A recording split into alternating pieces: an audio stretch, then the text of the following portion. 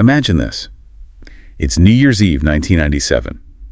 You're on a beautiful remote island in New Zealand. The air's just buzzing with excitement. Fireworks, music, everyone's celebrating. A classic Kiwi New Year's bash, really. Exactly. But in the middle of all that joy, two young people, Olivia Hope and Ben Smart, just vanished without a trace. And the disappearance kicked off this mystery that honestly still divides people in New Zealand today. Decades later, yeah.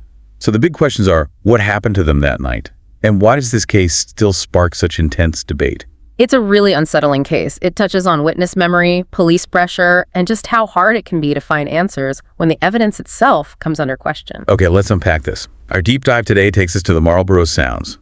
Picture this stunning network of islands and waterways north end of the South Island. Just gorgeous, but also quite remote in places. And on December 31st, 1997, there was this huge party going on at Furneaux Lodge in Endeavour Inlet. Drew hundreds of people, tourists, locals, everyone. A major event for the area. Right. So among the partygoers is 17-year-old Olivia Hope. She's there with her older sister, Amelia, and a group of friends. Mm-hmm. They'd rented a small yacht, planning to use it as their base, crash there afterwards. Smart plan. Avoid the hotel hunt. Makes sense. And Ben Smart, who was 21, knew Olivia. He arrived separately but joined up with her group. They spent the evening partying, moving between the lodge on the island and their yacht. Just like hundreds of others that night. Boats everywhere, people celebrating on shore, back and forth. It was packed. Totally. So fast forward to after the midnight countdown. It's now January 1st, 1998, maybe around 1:00 a.m. Yep. Olivia and Ben are tired, pretty drunk by all accounts, and decide it's time to head back to Olivia's yacht. Ready to call it a night. But when they get there, disaster. The yacht is completely full, their friends are asleep, even some strangers have crashed there. Just no room at the inn, basically. Okay. So plan B needed. Right. Hotels on the island, fully booked. Yeah. New Year's Eve, remember? Yeah. So they decide to grab a water taxi, try their luck finding somewhere else. Makes sense. The water taxi driver is a guy named Guy Wallace. And already on board, there's a couple and this lone young man. Okay. And here's where it gets really interesting. This lone guy, total stranger to Olivia and Ben, overhears them talking about needing a place to sleep. Uh-huh. And he offers them a spot on his yacht. Now, apparently, he initially joked, saying something like, oh, only Olivia can come. Oh, wow. Bit creepy. Yeah, but then he apparently relented and said, okay, both of you can come stay. And Guy Wallace, the driver, he had thoughts on this. He did. He later said he felt really uneasy about this guy's whole demeanor. He even mentioned it to Olivia and Ben. What did he say? He basically expressed concern, pointed out how intoxicated they both were, asked if they were sure this was a good idea, going off with a stranger. But they went anyway. They assured him they were fine. Yeah. You can imagine maybe tired, drunk, just wanting somewhere to sleep. They probably weren't thinking straight. Yeah, judgment can be impaired, for sure. And that moment, Guy Wallace dropping them off at that stranger's yacht. Yeah.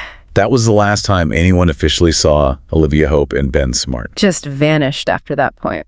Chilling. The party ended, but the nightmare was just starting for their families. Absolutely. The next morning, Olivia's friends wake up on the yacht, realize she's not there. What did they think? Initially, they figured maybe she got annoyed about the crowded boat and just went back to shore with Ben.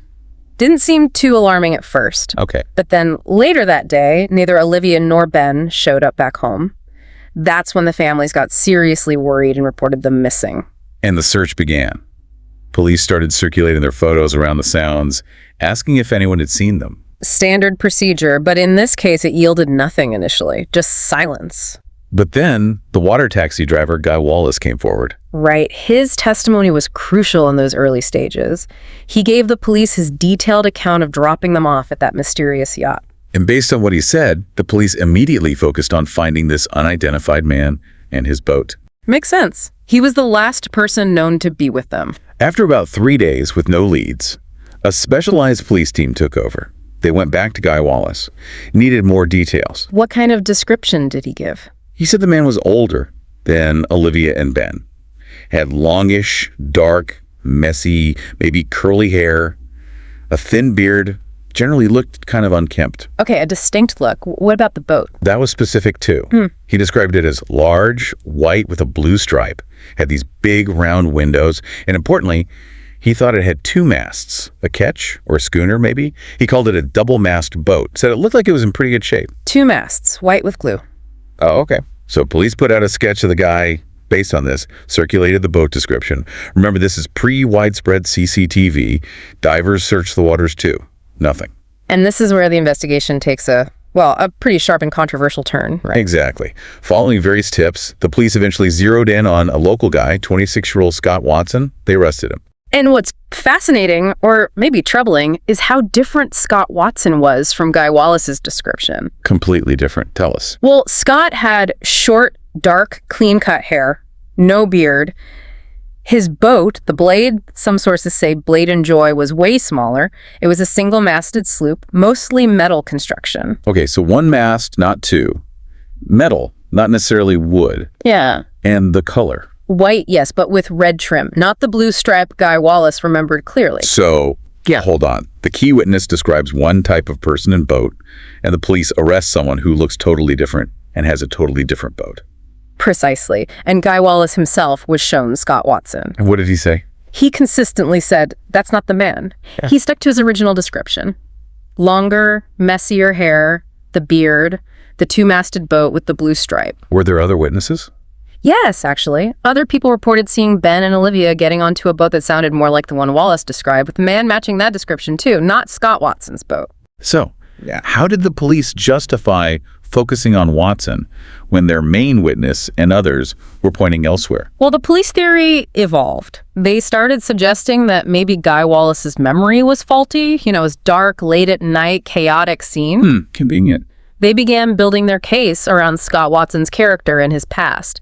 They argue he had a history of being aggressive, especially when drinking. Like what examples did they use? There were reports. One incident involved him snatching a pearl necklace from someone, apparently mocking its sentimental value connected to a deceased relative. Wow. Accounts of him harassing women, making unwanted advances. And one couple reported him actually boarding their boat uninvited in the middle of the night, trying to get them to party. Okay, so not model citizen behavior when intoxicated, perhaps. What else? They really highlighted his criminal record from his teenage years. It was extensive, something like 48 offenses. Burglary, assault, drugs. But wait, that was all from his teenage years. So Correct. His record stopped when he was 20. This incident happened 6 years later when he was 26. So 6 years with no offenses. And what did Scott say about all this? About being the guy? He denied everything. Absolutely denied being the man on the water taxi or having Olivia and Ben on his boat. What was his story for that night?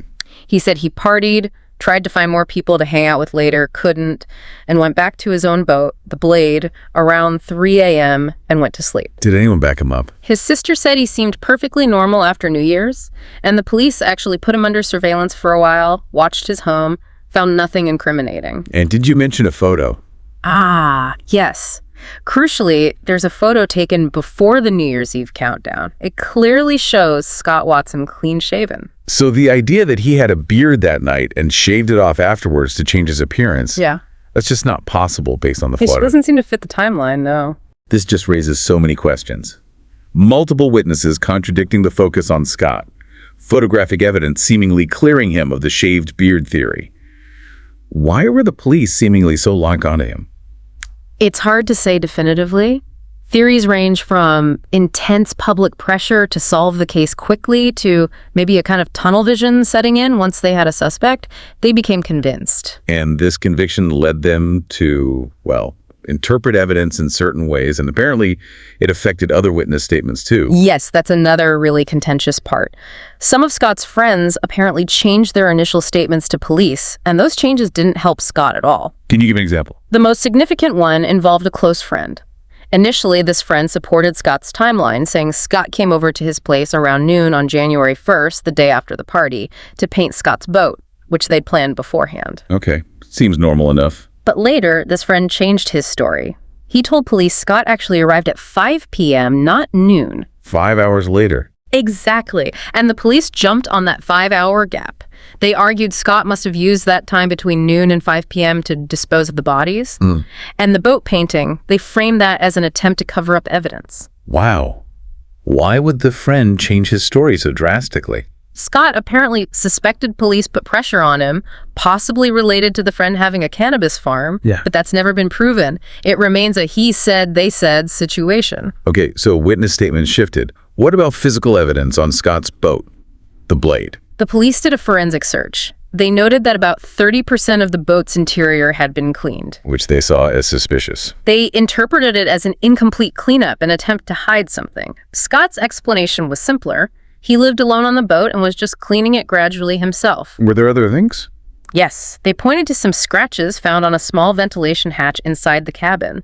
They argued these could have been made during a struggle. And Scott's response. He maintained they were old marks, made ages ago by a wooden prop he used to keep the hatch open. Nothing sinister. But the prosecution needed something more concrete, right? Yeah. Something directly linking Olivia or Ben to Scott's boat. They did, and this is where we get to perhaps the single most crucial and simultaneously most disputed piece of evidence in the entire case.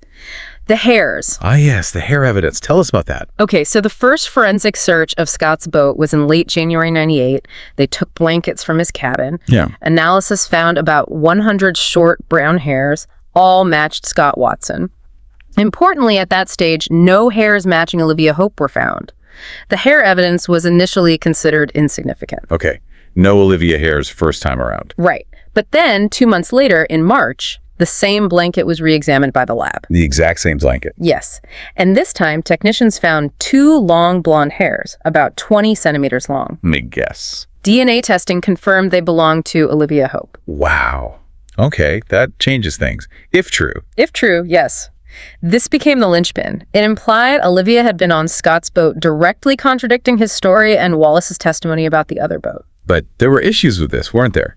Concerns about contamination. Huge concerns. Adding fuel to the fire was a later discovery about Olivia's own hair samples, the ones police had collected for comparison. What about them? They were stored in a standard police evidence Ziploc bag.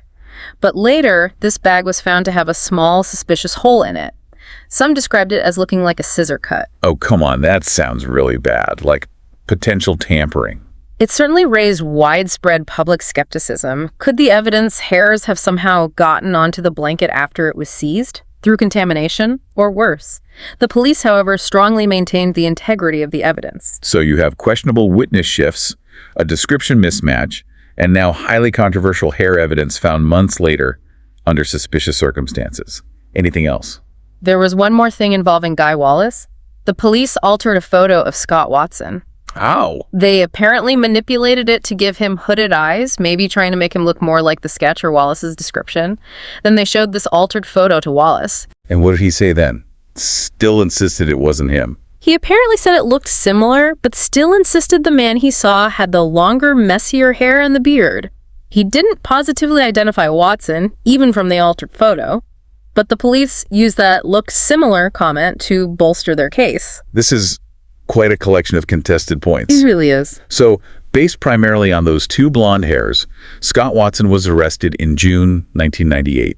That's correct. The trial followed, and in September 1999, he was found guilty of murdering both Olivia Hope and Ben Smart. And the sentence. Life imprisonment, handed down in November 1999, with a minimum non-parole period of 17 years. Has he ever changed his story? Admitted guilt? Never. He has always consistently maintained his innocence, and because he refuses to confess to the murders, all 4 of his applications for parole have been rejected. That's often a condition for parole, showing remorse, admitting the crime. He's sticking to his guns, even if it keeps him inside. Absolutely. And the fight isn't over legally, is it? There's an appeal. Yes, in 2022, he was granted the right to appeal his conviction, or at least present new evidence. It was initially scheduled for May 2023, but it's been postponed, now expected around May or June 2024.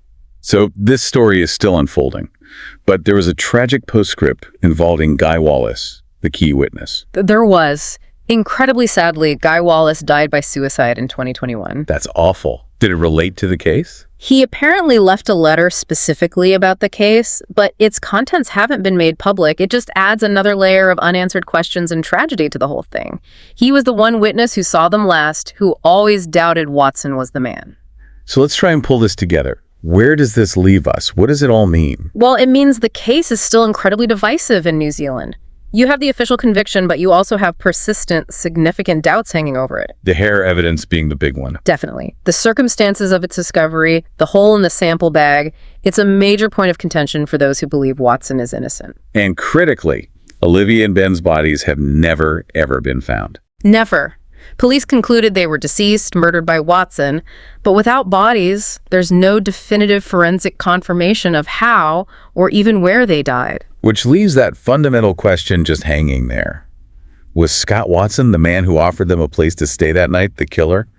Or was he, as his supporters claim, a convenient scapegoat in a flawed investigation that went down the wrong path? It's a question that continues to haunt many people involved and the wider public. This deep dive really shows how complex these cases can be. It's not just about the crime itself, but about memory, perception, how investigations are conducted under pressure. And how evidence, even seemingly scientific evidence like DNA, can become controversial depending on how it's handled and presented. The sources we've looked at present so many conflicting pieces, layers of doubt. Discerning the absolute truth feels, well, incredibly difficult here. It really makes you think, doesn't it? What does justice truly mean when the key evidence is so debated and the victims are never found? How do we navigate these stories where the official narrative faces such strong challenges? And how do you, as someone listening, weigh conflicting accounts and decide what feels true when faced with such ambiguity? It's a reminder that some mysteries endure, leaving us with unsettling questions long after the headlines fade. Definitely a case that leaves you pondering the nature of truth and justice. We hope this exploration has given you plenty to think about.